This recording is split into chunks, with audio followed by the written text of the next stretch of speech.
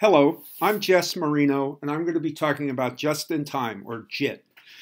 And it's at a general level for students who are studying it in a quality class or in an operations class, or somebody in industry that's heard the term and wants to be a little bit more aware of what it means. Or in one way, you can say what it doesn't mean, because just-in-time sounds a little bit out of control, a little chaotic, a little bit of a at the very last minute, something happened and we all breathed a sigh of relief that it's over with.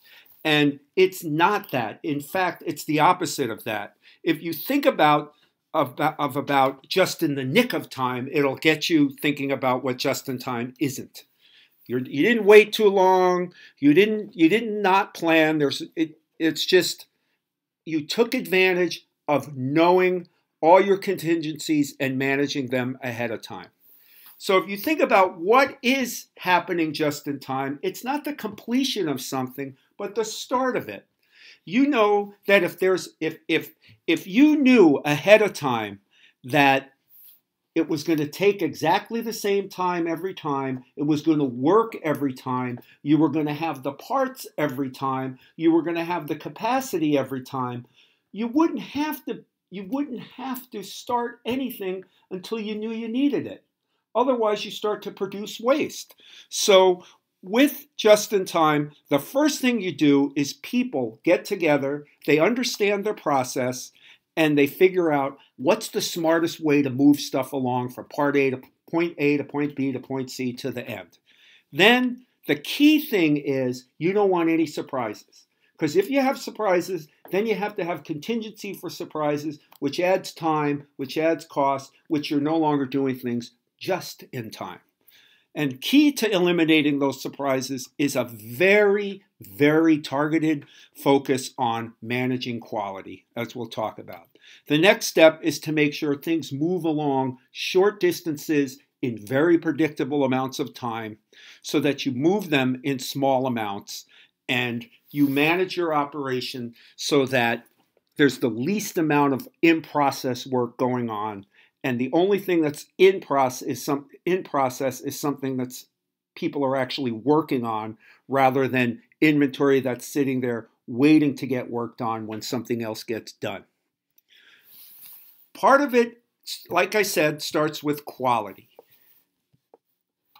One of the reasons why people can't do things just in time is because they might have a lot of scrap along the way.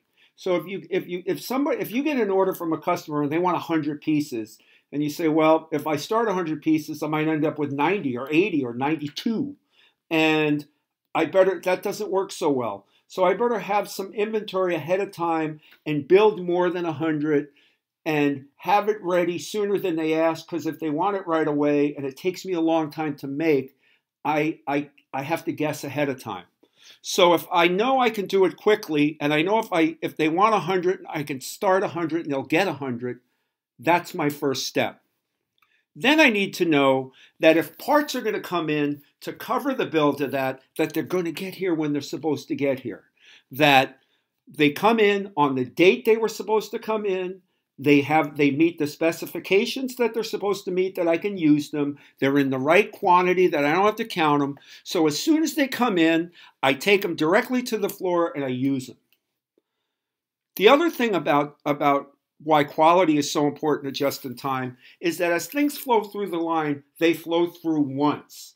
I don't have to make them once and somebody says, you know what, this can work, but I have to fix it first. I have to rework it to make it good. If I have to start factoring in rework, I can't start things just in time and know when I'm going to finish them. The final thing is inventory plays a huge role in just in time. If I have to have a lot of inventory, it dampens the time relationship between each of the operations, because things just move from one inventory pile to another instead of one operation to the other. So in a company that hasn't got its quality fully taken care of, they have to have inventory in case a machine goes down, or in case the parts are no good, or the parts that don't come in, or if their line isn't balanced and they need some inventory in front of somebody who goes faster than somebody who goes slower. So there's always inventory in there that distorts the flow. So what you do is now that you've got inventory, that quality that you can trust, you focus on the flow. First thing you want to do is make sure that you don't have to take a lot of time setting up jobs. Because if you set up a job, you're going to run a big job. If you go to the copy machine place and you get 2 copies of a document, it takes that person about the same time as if they're going to set up 1,000 copies of that document. So the 1,000-piece job is much cheaper than the 2-piece job. But if that job took virtually no time to set up, the 2-piece job would cost the same as the 1,000-piece job, more or less. So what you want to do with JIT is have that equivalent of very short setups that don't force people to feel like they have to make a lot to make up for all that time they took to set up the job. The other thing you want is in a balanced flow, things move along the same amount of time in each operation. And if somebody's can't make work today, you put somebody else in and they all know each other's jobs, or if a job takes a different skill level, the different people can do it. Again, we already talked about shortages and the inventory, how that could impact flow. The key is to keep things moving in unison, synchronized as much as possible. There's a name for how this stuff works. There's a signaling process that instead of work starting in a production line and getting pushed forward to the end, you actually start at the end and pull it towards you. There's a signal that is sent from the end towards the beginning, and there's a word called kanban that the Japanese use that means signal, that basically says that the end of the line signals to the operation before, hey, I've used something, now you can give me more of what I just used. Or, hey, I need this, please go make it. But the information moves from right to left. Here's your signal, here's your information, I just used some, go make me some. So now you make some and it goes to the next spot. You can see how this regulates the amount of inventory in the line. You don't push something into the line whether it's needed or not. You pull it into the line once you need it. So you maintain a little bit in the line the whole time. There's a real useful analogy as far as how the inventory and the predictability impacts start time and just in time. This is a very real example where I had a situation where I drove a short distance to work at a time of day where there was very little traffic, and I knew that if I had to be there at 7 a.m. and I left at 6:40 a.m., I was going to get there on time every time. There was no traffic. The parking lot was empty. The lights were timed so that with no people at them, they were green. I knew that if I left at 6:40, I'm there at 7. The same place from a much further distance this was about 14 miles, this was about 30 miles. This distance at 6 p.m. to go 30 miles, I would leave at 4:30 p.m. because I didn't know if there was going to be traffic here or traffic at this spot or traffic here or in-town traffic or wandering the parking lot to get a space. I never knew how long it was going to take me to get there. So I could never be there on time. I was never once there on time. I was also never, ever late. I was always early because I had to account for the fact of what could happen in case there was traffic here, in case there was a problem there, in case the parking lot was full. I had to accommodate for all that uncertainty by wasting time and being early. So you say, okay, if you're a factory, you control the traffic. So you take away all of that. Let's assume the quality part is still an issue, but the traffic part you should be able to handle very quickly. Why is there so much stuff in the factory that makes for variability and time? Like I've already said, if you put more into the line than comes out, you're just going to get more in the middle. If you push inventory in that doesn't leave, you have too much inventory, now you have too much traffic.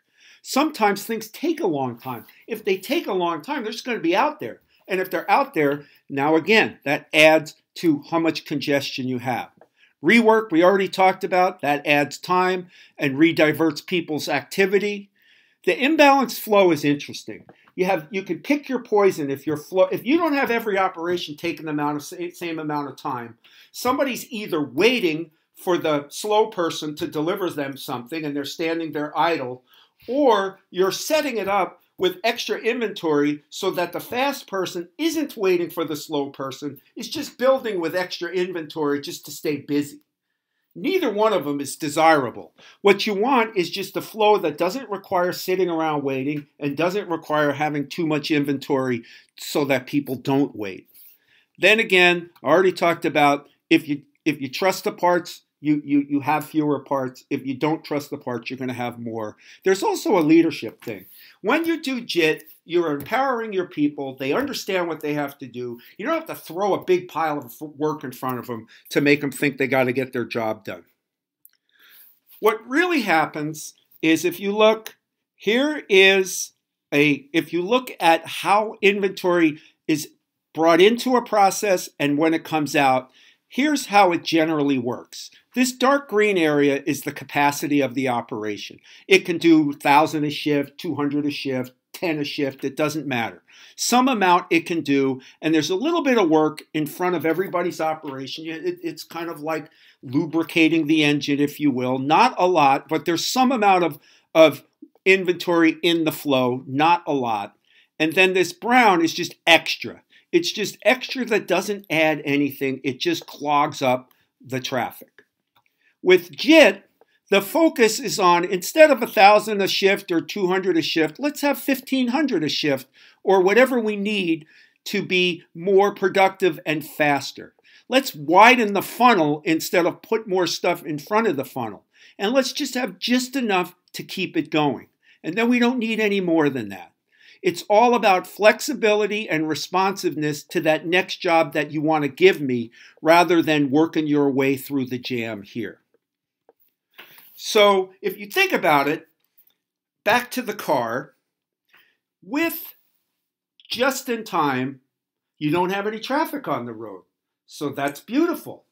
And if you manage the quality and the flow and the improvement and everything else, that car runs like a Formula One race car. So you can have the Formula One race car with no traffic zipping along, or you can have the junker in traffic that goes nowhere. Obviously, you know what you want. But recognize that a lot of companies will try to get the Formula One race car and they'll put it in the clunky traffic. And that's what you want to stay away from. Because any car is going to go the same as any other in a traffic jam. You're all moving at 10 miles an hour. Doesn't matter if you got a Ferrari or the junkiest old car you have. But as a business, if you say, we want both, no traffic and great car, now you've got the idea of just in time. To summarize, it's a virtuous cycle. You get the right quality every time. The parts are always there every time. You're moving little bits of stuff, little distances along a very short path. And what you get is an ability to control what you make and control what you finish without all of the contingencies ahead of time. The concepts are really simple. It's not easy to do. You don't implement just in time right away because it works with high volume, repetitive kind of stuff best. It can work with smaller amounts, but at least repeatable.